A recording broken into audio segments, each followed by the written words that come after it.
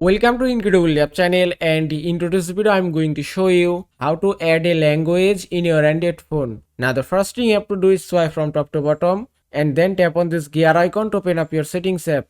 Now from here scroll all the way down and then go to general management. After that go to language option.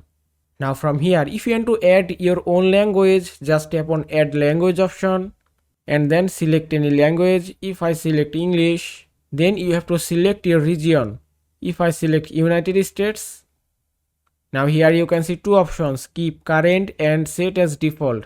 If you want to keep your current language as your default language, then you can choose this option. On the other hand, if you want to set United States as your default language, then you have to select set as default. But I skip this, so just tap on keep current option and it's done. You can see language has been added successfully. Now if you want to set United States, just select it and then tap on apply and you can see it's changed successfully. And that is how you can add a language in your Android phone. I hope this video was helpful. If it was, please give it a thumbs up and don't forget to subscribe.